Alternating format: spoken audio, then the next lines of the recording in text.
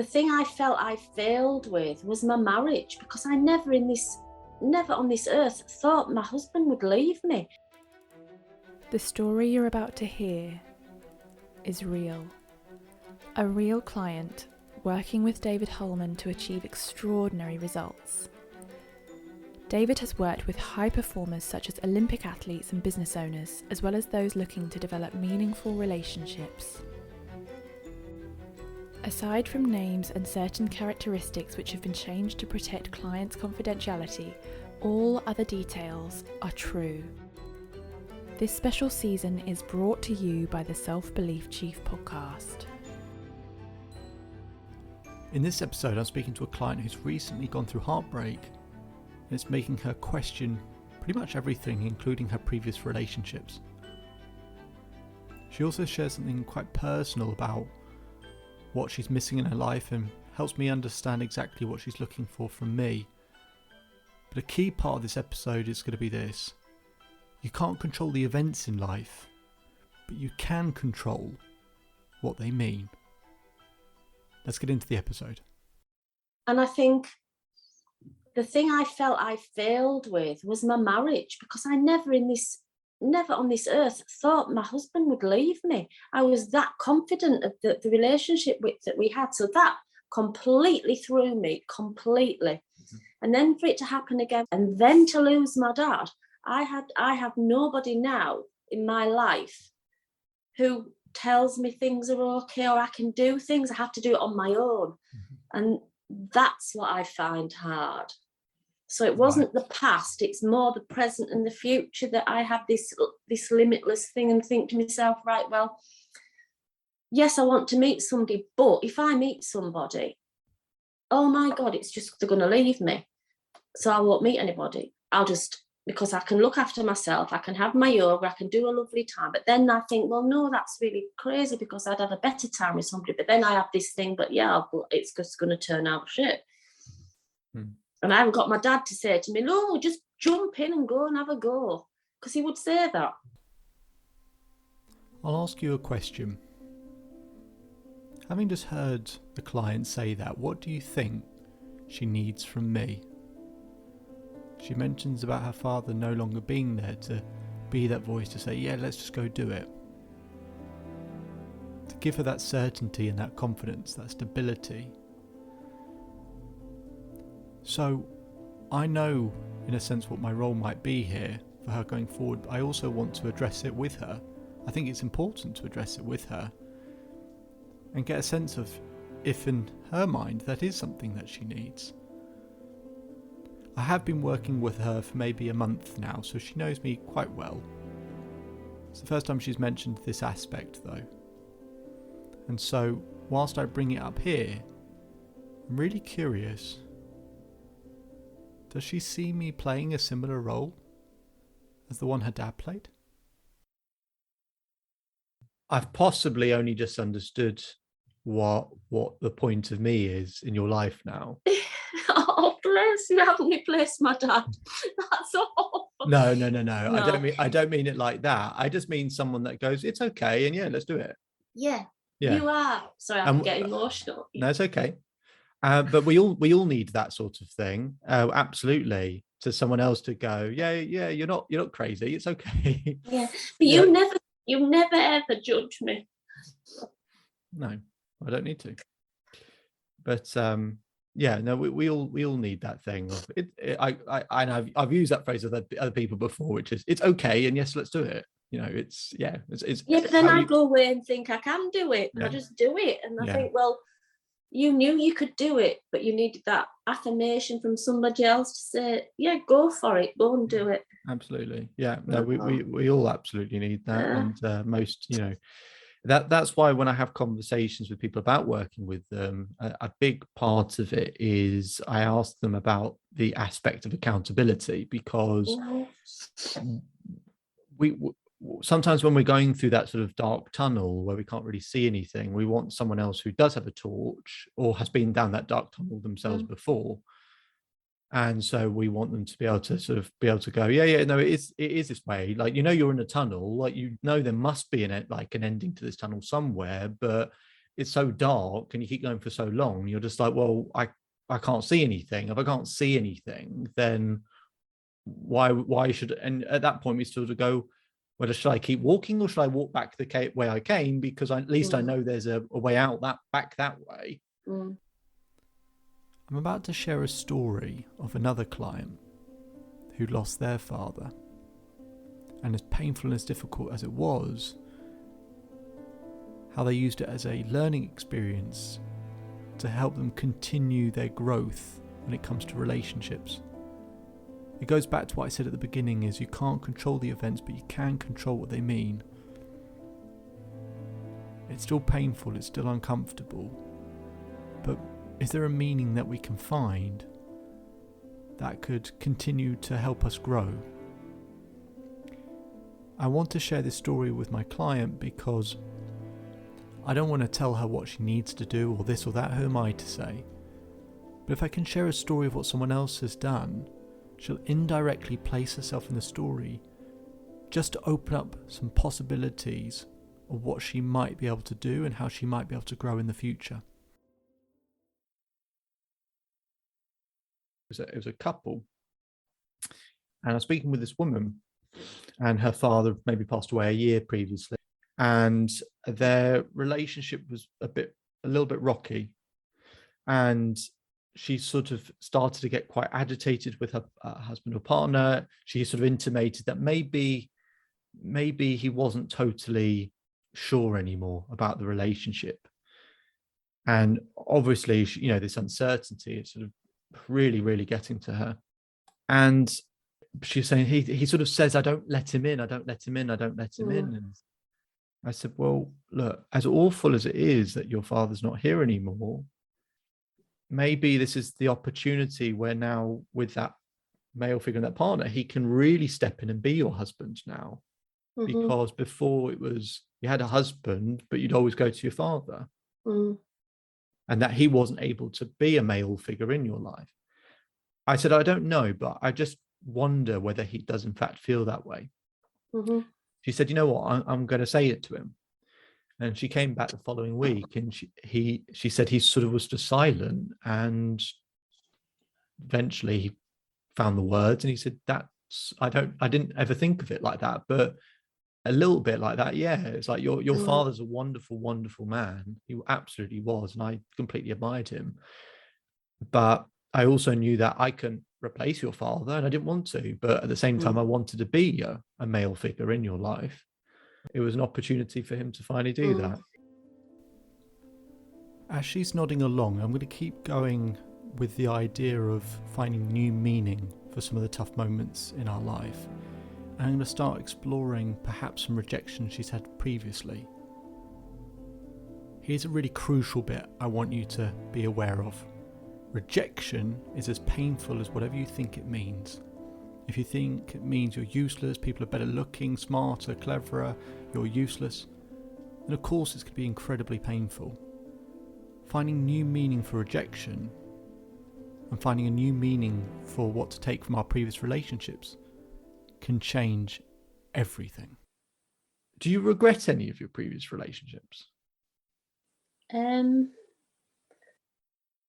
I don't regret the relationships because I had a great time. I regret not picking up the signals that things weren't right. I regret that. If I could have done. Mm-hmm. I regret the amount of time I spent with my husband. Definitely regret that. Mm-hmm. I think it could have been probably drawn to an end much sooner when I look back now. How would it be possible to turn those regrets around so that they weren't regrets anymore? And what that basically means is, what if they meant what if they weren't regrets? And I'm not saying you have to get to the point where you don't regret them. No. What if they meant something else? Well, my husband, I don't regret. I say I don't because I've got two lovely children. They had the most amazing time. They had no idea. So they had best time. And it was only once we found out what was going on that it suddenly hit them. I've asked them on numerous occasions, did you ever think anything was wrong? They went, no. I said, well, I've done my job then. My job's done. So I don't regret that. I don't regret And the outfall of the divorce is I've got my own house, it's beautiful, I've got plenty of money, I don't have to work. And I know that's like being materialistic, because I'm not. But yeah, I'm really comfortable. So it allows me to do the adventures that I want to do. He inspired me. He was very much like my dad. He made me, opened up the whole world of adventures. So I don't regret that. And I'm actually friends with him now, which is lovely.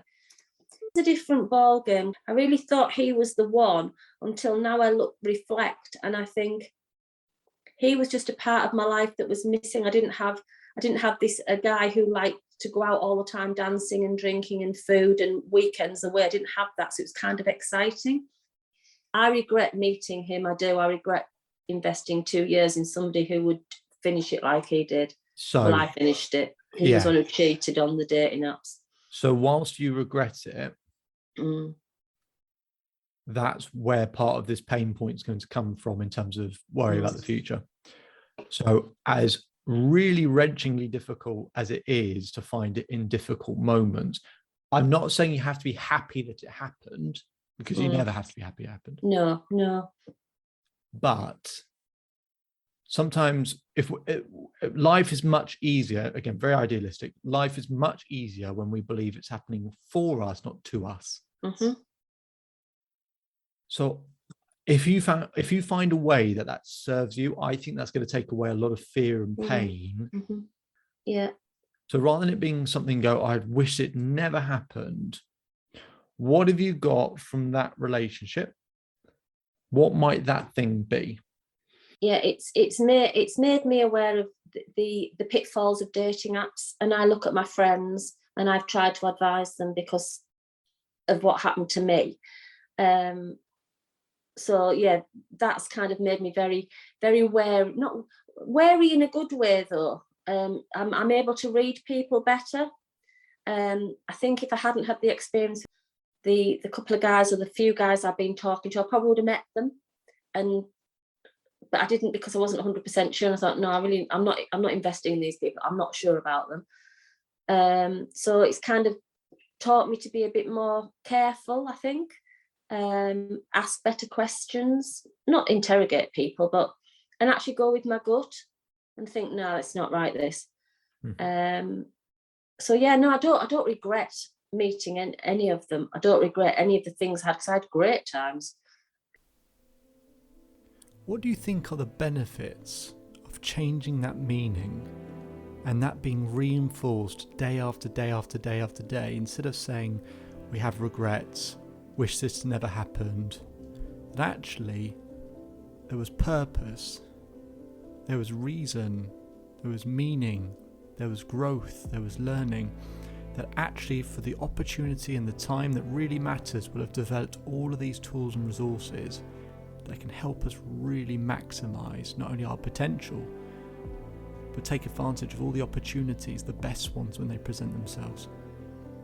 If that's reinforced day after day, that new meaning, imagine what that does to the quality of your life going forward. It's completely different. Now, the final bit we're going to do in this conversation with this client is I want to get an understanding of what has to happen for them to feel like they've really started to overcome this heartbreak. Because if we don't know the answer to that question, then how will we ever heal? So let's find out and see what would be the finish line for her. I want you to imagine that imminently your life is finally about to come together. That thing that we're always running after, whatever it is, imagine you finally got that sense of relief, that feeling of that kind of almost ever so slight tightness that we have each day trying to run after things is gone. And as I said, everything starts to come together. You take a big breath and you exhale, and you feel like I finally did it.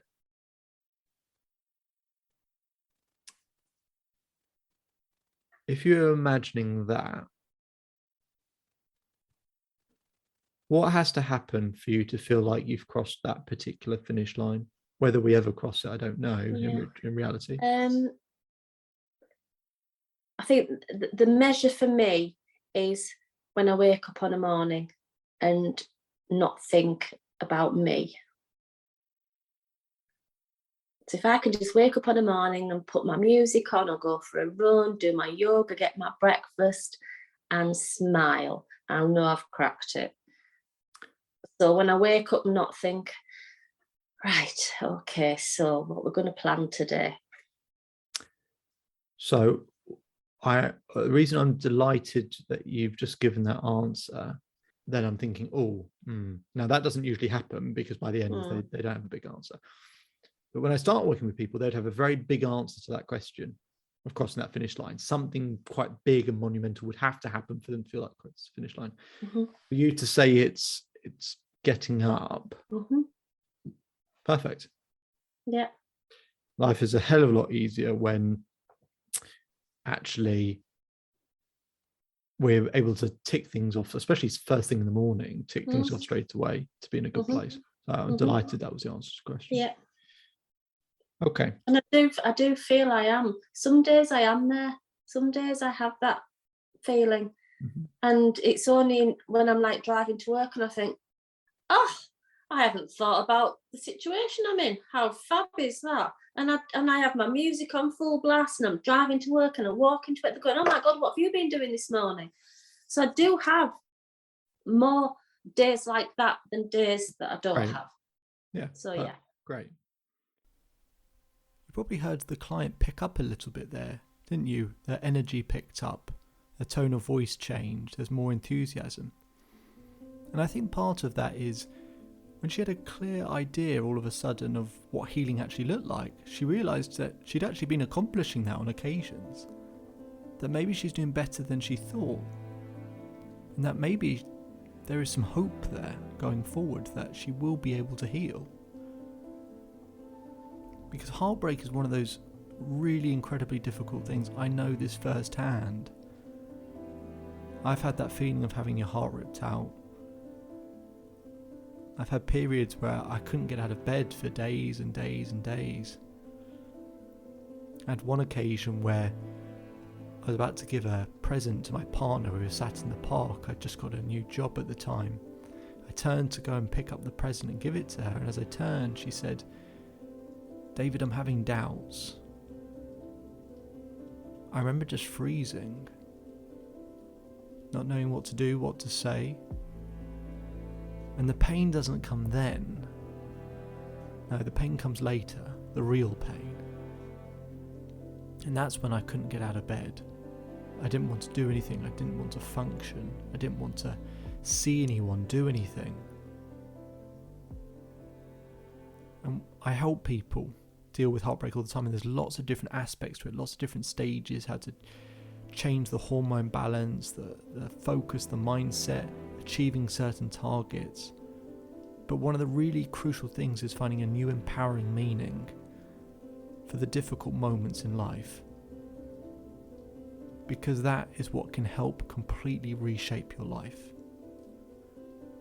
In the series finale, we're going to revisit with this client to see actually how she's doing. By that point, I've been working with her for quite a while, and I think you might be amazed with the results and the turnaround. So we look forward to speaking with her again. In the meantime, we've got other clients in the next episodes that we will be catching up with. My name is David Holman. If you change today, today will change your life. So enjoy the rest of your day, enjoy the rest of your life, and I'll speak to you again soon.